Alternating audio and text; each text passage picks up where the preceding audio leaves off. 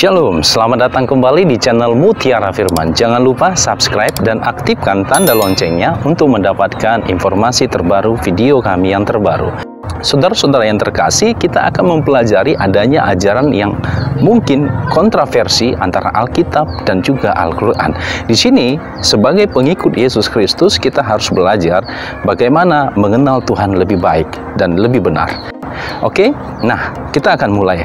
Karena ada beberapa kisah yang mungkin tidak sama, tetapi ada juga kemiripan. Kalau pepatah mengatakan, ya serupa tapi tak sama. Salah satu yang kontroversi adalah tentang siapa yang disalib. Dalam Alkitab jelas yang disalib adalah Yesus Kristus, dalam bahasa Ibrani-nya Yeshua HaMashiach. Sementara dalam Al-Quran sangat jelas Yesus Kristus yang dikenal dengan nama Isa Al-Masih bukan disalibkan, tetapi Allah memberikan orang yang menyerupainya. Yang menariknya lagi, Yesus Kristus atau Isa Al-Masih di dalam Al-Quran sudah diangkat di hadirat Allah atau sudah diangkat di dalam surga sebelum yang menyerupainya disalibkan. Mungkin di antara saudara-saudara yang membaca Alkitab akan memahami bahwa kisah di dalam sangat berbeda. Mungkin jadi pertanyaan bagi kita, apakah Allah di Alkitab berbeda dengan Allah yang dalam Al-Quran? Nah, bila sama, mengapa kisahnya bisa berbeda? Bila berbeda, berarti Allahnya pasti tidak sama. Sangat mudah, bukan, untuk memahaminya? Nah, yang menjadi ukuran standar di dalam kebenaran adalah saksi nyata pada masa itu. Saksi mata pada masa Yesus Kristus Yeshua HaMashiach dalam masa melayani di bumi lebih dari 2 saksi. Dalam persidangan hukum, 2 saksi membuktikan bahwa kesaksian itu kuat, apalagi bila di atas sebelah saksi. Bila di atas sebelah saksi, suatu perkara membuktikan kebenaran. Dari situ saja membuktikan kebenaran. Yang menjadi perbedaan catatan atau ayat di dalam Al-Quran tentang kematian Yesus Kristus adalah yang pertama. Al-Quran mengatakan Yesus Kristus bukan disalib. Alkitab akan memberikan penjelasan bahwa sebelum Tuhan Yesus inkarnasi menjadi manusia, sudah dinubuatkan dalam perjanjian lama. Mari kita baca di dalam Mazmur 22 ayat 17. Di situ dikatakan, sebab anjing-anjing mengerumuni aku, gerombolan penjahat mengepung aku, mereka menusuk tangan dan kakiku. Saudara perhatikan, anjing-anjing berbicara yang menggonggong. Biasanya anjing menggonggong dan menggigit. Nah, kalau menggonggong ya mungkin bahasanya berbicara. Kalau di dalam bahasanya itu, saudaraku, bisa dikatakan anjing-anjing ini ya gambaran imam pada masa Yesus lah ya. Yang mungkin mereka dikatakan orang-orang yang munafik ya, menyampaikan ajaran-ajaran Musa tetapi mereka tidak melakukan perintah-perintah Allah.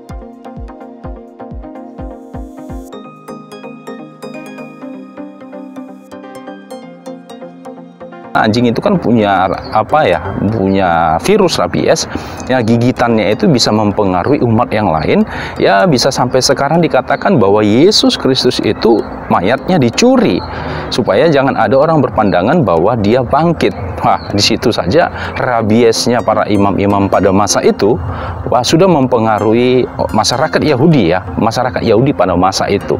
Dan mungkin sampai sekarang juga dikatakan Alkitab bahwa Yesus itu ya bisa dikatakan tidak bangkit, kan gitu ya. Mari nanti saudara bisa baca dalam ayat Alkitab dalam perjanjian baru. Nah, kalau dikatakan gerombolan di situ di dalam Mazmur 22 ayat 17 dikatakan juga ada gerombolan penjahat. Nah, saudara perhatikan juga dalam Alkitab di situ ada ya dua orang yang bisa dikatakan penjahat yang bersama dengan Tuhan Yesus disalib. Karena yang disalib itu adalah orang yang berdosa, orang yang penjahat. Dan itulah kalau bisa dikatakan gerombolan juga bisa dikatakan itu para kalau bisa saya katakan para penjahat itu juga orang-orang yang tidak mengenal Tuhan. Siapa yang nggak mengenal Tuhan? Ya, kalau saudara perhatikan, yang menyalibkan Yesus itu adalah tentara Romawi. Mereka tidak mengenal itu Tuhan. Oke, nah berikutnya di dalam Yesaya 53 ayat 5 dikatakan, tetapi ia tertikam oleh karena pemberontakan kita, dia diremukkan oleh kejahatan kita, ganjaran yang mendatangkan keselamatan bagi kita ditimpahkan kepadanya, dan oleh bilur-bilurnya kita menjadi sembuh. Oke, Nah, jelas di dalam penggenapan perjanjian baru, kalau kita baca di dalam Lukas 24 ayat 44 sampai 49 dikatakan, ia berkata kepada mereka, inilah perkataanku yang telah kukatakan kepadamu ketika aku masih bersama-sama dengan kamu, yakni bahwa harus digenapi semua yang ada tertulis tentang aku dalam kitab Taurat Musa dan kitab nabi-nabi dan kitab Mazmur. Di dalam ayat 45, lalu ia membuka pikiran mereka sehingga mereka mengerti kitab suci. Ayat 46 katanya kepada mereka, ada tertulis demikian, Mesias harus menderita dan bangkit dari antara orang mati pada hari yang ketiga. Ayat 47, dan lagi dalam namanya berita tentang pertobatan dan pengampunan dosa harus disampaikan kepada segala bangsa. Mulai dari Yerusalem, ayat 48, kamu adalah saksi dari semuanya ini, dan aku akan mengirim kepadamu apa yang dijanjikan Bapakku. Tetapi kamu harus tinggal di dalam kota ini sampai kamu diperlengkapi dengan kekuasaan dari tempat tinggi. Dan saudara yang terkasih, ini membuktikan saat Tuhan Yesus bangkit dari kematiannya. Dalam Yohanes 20 ayat 25 dikatakan, maka kata murid-murid yang lain itu kepadanya, kami telah melihat Tuhan. Tetapi Thomas berkata kepada mereka, sebelum aku melihat bekas paku pada tangannya, dan sebelum aku mencucukkan jariku ke dalam bekas paku itu, dan mencucukkan tanganku ke dalam lambungnya, sekali-kali aku tidak akan percaya. Saudara yang terkasih, Tuhan maklum dengan keyakinan Thomas pada masa itu. Maka Tuhan menjumpai Thomas dengan lubang paku dan lambung yang tertikam. Mari kita baca di ayat 26 dalam Yohanes 20 ayat 26 tadi. 8 hari kemudian murid-murid Yesus berada kembali dalam rumah itu, dan Thomas bersama-sama dengan mereka. Sementara pintu-pintu terkunci, Yesus datang dan ia berdiri di tengah-tengah mereka dan berkata, damai sejahtera bagi kamu. Ayat 27. Kemudian ia berkata kepada Thomas, taruhlah jarimu di sini dan lihatlah tanganku. Ulurkanlah tanganmu dan cucukkan ke dalam lambungku. Dan jangan engkau tidak percaya lagi, melainkan percayalah. Saudara-saudara yang terkasih, bukti nyata bahwa Tuhan Yesus Kristus telah disalibkan dan disaksikan para murid saat kebangkitannya dari kematian. Sudah sangat jelas bahwa Yesus Kristus benar-benar mati di kayu salib dan tidak diserupai wajahnya dengan dirinya oleh Allah. Kemudian yang kedua, tentang versi Al-Quran, Yesus Kristus diangkat ke sorga sebelum penyaliban. Yang dimiripkan tadi ada, sudah disediakan yang dimiripkan, tetapi Yesusnya langsung sudah diangkat ke hadirat Allah di sorga. Ya, menurut Al-Quran sebelum penyaliban. Sangat berbeda dengan Alkitab, sangat berbeda. Kalau saudara baca Alkitab baik-baik, Tuhan Yesus mengalami penderitaan terlebih dahulu saat kematiannya, saat dia berdoa di Getsemani. Di situ dikatakan keringatnya saja pun mengeluarkan darah. Saking bagaimana dia akan menjalani penyiksaan yang sangat berat itu. Dia mungkin memikirkan, saya mengosongkan diri dari kealahan, saudara.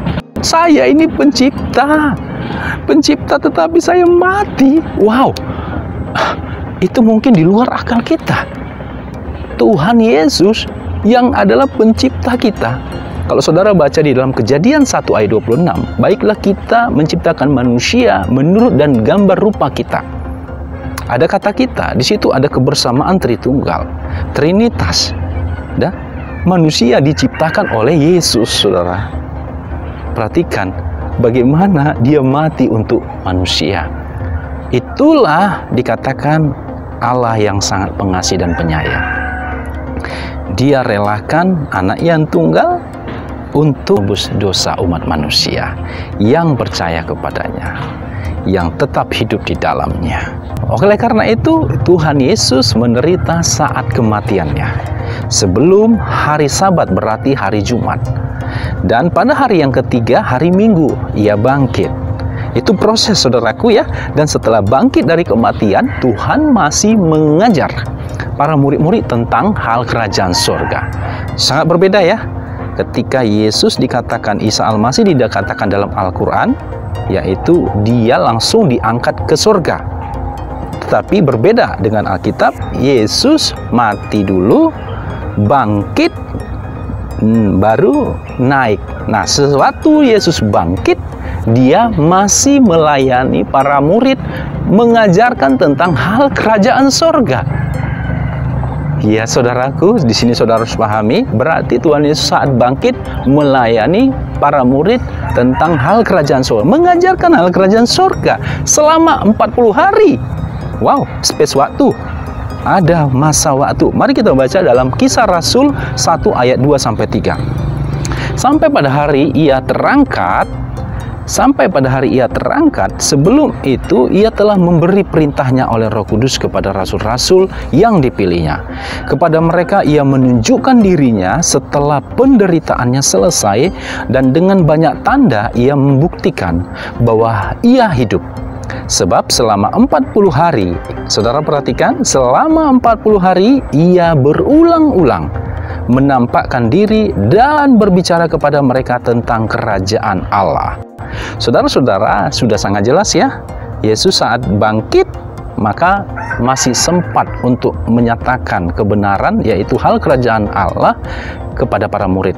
Ya, murid-murid pasti akan menuliskan ayat-ayat berikutnya, kitab-kitab berikutnya. Setelah Matius, Markus, Lukas, Yohanes, Petrus menuliskan ayat, dan juga Yakobus, makanya ada namanya kitab Perjanjian Baru. Itulah, saudaraku, yang dinyatakan oleh Tuhan kepada para murid. Luar biasa. Ada space waktu, Tuhan masih melayani. Sangat berbeda bukan dengan Al-Quran. Yesus Isa Al-Masih sudah diangkat sebelum penyaliban. Wow, ini sangat jauh berbeda. Dan sejelas saat Tuhan Yesus naik ke surga disaksikan oleh para murid dan dikuatkan oleh pernyataan malaikat. Kalau saudara baca di dalam Kisah Para Rasul 1 ayat 6, maka bertanyalah mereka yang berkumpul di situ, Tuhan, maukah engkau pada masa ini memulihkan kerajaan bagi Israel? Jawabnya, engkau tidak perlu mengetahui masa dan waktu yang ditetapkan Bapa sendiri menurut kuasanya. Tetapi kamu akan menerima kuasa kalau Roh Kudus turun ke atas kamu, dan kamu akan menjadi saksiku. Menjadi saksi siapa? Saksi Yesus Kristus. Di Yerusalem dan di seluruh Yudea dan Samaria, dan sampai kemana? Ke ujung bumi. Sampai ke ujung bumi. Ini adalah perintah. Saudara ya, sesudah ia mengatakan demikian, terangkatlah ia disaksikan oleh mereka, dan awan menutupnya dari pandangan mereka. Ayat 10, ketika mereka sedang menatap ke langit, waktu ia naik itu, tiba-tiba berdirilah dua orang yang berpakaian putih dekat mereka. Ayat 11, dan berkata kepada mereka, hai orang-orang Galilea, mengapakah kamu berdiri melihat ke langit? Yesus ini yang terangkat ke sorga meninggalkan kamu akan datang kembali dengan cara yang sama seperti kamu melihat dia naik ke sorga. Jadi inti dari semua penjelasan kematian Tuhan Yesus jelas ada perbedaan Alkitab dan Al-Quran, dan diharapkan jangan dipaksakan untuk disama-samakan. Terimalah perbedaan itu, dan kami tidak memaksakan harus sama, karena sumber awalnya siapa? Yang pertama, kitab itu apa? Bagi kami sendiri bahwa Alkitab adalah kitab yang terlebih dahulu dituliskan oleh para nabi dan rasul yang menjadi saksi yang Tuhan nyatakan kepada mereka tentang dirinya kepada umat manusia sesuai dengan karakter dan kepribadian dan keadaan kontekstual kehidupan nabi-nabi atau rasul tersebut sesuai dengan zamannya. Mereka menjadi saksi hidup dan menuliskannya baik di batu-batuan, di kayu, di besi, daun, dan kertas. Dan kitab Perjanjian Lama itu tidak kami abaikan dan tetap dimasukkan dalam kitab Alkitab.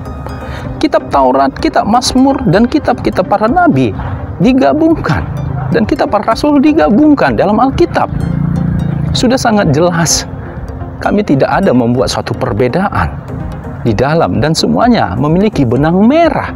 Ada hubungan antara ayat satu dengan ayat yang lain. Kalau ada kontroversi, dan itu bukan kontroversi yang menyesatkan, tetapi ada makna yang harus didalami. Mengapa ada kata-kata yang mungkin berbeda, dan hanya hikmat Tuhan dan pewahyuan Tuhan yang dapat menyingkapinya. Kami tidak mengaminkan apalagi memaksakan isi Al-Quran sama dengan Alkitab. Malahan kami mengatakan Al-Quran dan Alkitab memiliki perbedaan. Mungkin saja sumbernya berbeda, atau saja Tuhannya berbeda, karena isinya berbeda. Kalau kemiripan, ya kami menyatakan ini yang pertama. Kalau ada yang kedua, ya kami tidak perlu mau tahu. Itu urusan yang kedua. Kami menghormati hal tersebut. Kalaupun ada mungkin kemiripan, itu pasti dari sumber awal. Sebelum Al-Quran ada, yaitu Alkitab sudah ada. Karena Al-Quran ada setelah 600 tahun dari Injil. Berarti hampir melewati 20 generasi baru muncul Al-Quran. 20 generasi berarti 20 keturunan yang dilalui setelah itu muncul Al-Quran. Kita rata-ratakan satu generasi berarti 30 tahun. Wow, generasi yang sangat panjang. Kami sangat heran, ada saja yang di luar sana mengatakan Alkitab dipalsukan. Saya pun tidak tahu Alkitab ajaran yang sudah dipalsukan. Siapa yang palsukan? Paulus. Aduh. Saudara-saudara yang terkasih, Paulus itu menuliskan ayat di dalam Alkitab itu, pasal di dalam Alkitab tidak banyak di dalam Perjanjian Baru. Dan dia pun sudah ditentukan Tuhan untuk menceritakan tentang dia, menceritakan tentang Yesus. Saudara perhatikan di dalam Perjanjian Baru, bagaimana Yesus menangkap Paulus, bahwa Paulus adalah yang menganiaya Yesus, para murid-murid. Dan akhirnya Tuhan Yesus menyatakan dirinya kepada Paulus, yang sebelumnya adalah Saulus. Dan akhirnya Paulus pun harus rela mati seperti Yesus. Wow, itu masih dikatakan hanya beberapa kitab saja yang dituliskan oleh Paulus di dalam Alkitab. Kenapa bisa langsung diajarkan semua ajaran Alkitab adalah ajaran Paulus? Yang salah siapa? Ya, mungkin inilah dalih-dalih mereka yang di luar sana mengatakan hanya Al-Quranlah yang sempurna. Ya, itu urusan mereka lah. Ya, kita pun tidak bisa mengatakan, ya ini Alkitab yang sempurna. Kita sudah mengatakan dengan mengimani Alkitab adalah caranya Tuhan menyatakan dirinya kepada umat manusia. Dan dia sudah jelas-jelas tidak membeda-bedakan Perjanjian Lama dan Perjanjian Baru.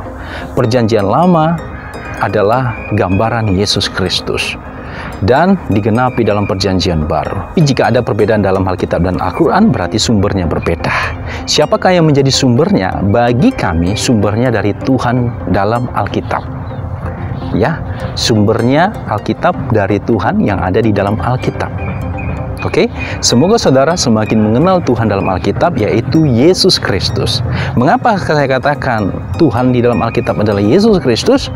Mari saudara baca di dalam Yohanes 17 ayat 11. Tetapi mereka masih ada di dalam dunia, dan aku datang kepadamu, ya Bapa yang kudus. Peliharalah mereka dalam namamu, yaitu namamu yang telah engkau berikan kepadaku, supaya mereka menjadi sama seperti kita. Ada kata kita.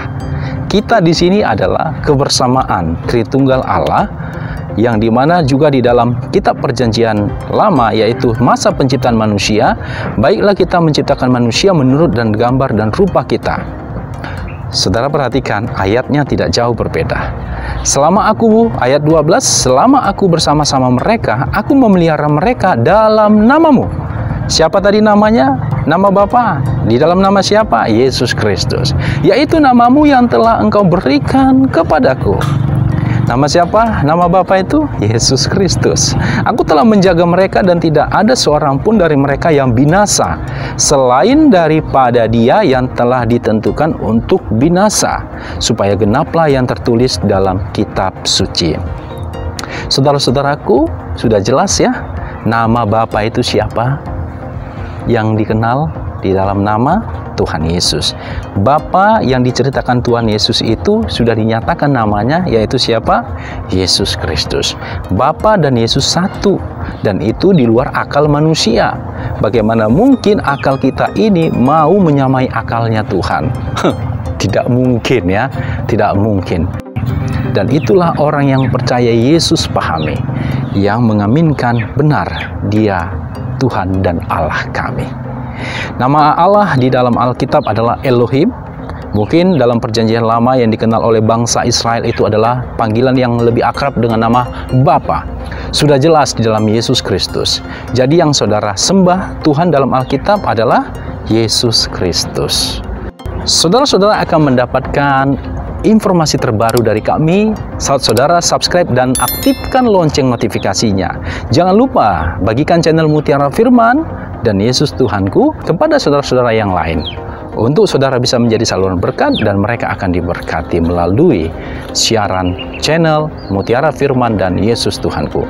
Dan saudara-saudara yang ingin membagikan video ini, silakan bagikan kepada siapa-siapa saja. Saudara perhatikan, video-video kami tidak punya lisensi dan tidak untuk dikomersialkan. Silakan saudara bagikan video ini kepada siapapun, dan propertinya juga terserah, itu milik saudara, dan bagikan sebanyak-banyaknya kepada orang lain. Dan ini bukan dikomersialkan, saudaraku ya. Kita punya talenta, kita punya karunia Tuhan, hikmat, pengertian, pengetahuan, bagikanlah jadi bagi orang lain. Kalau ada orang mengkopikan video ini, silakan saja, perbanyak, silakan saja ya. Tetapi jangan lupa muliakan Tuhan Yesus dan hidup terus di dalam kebenaran. Shalom, Tuhan Yesus memberkati.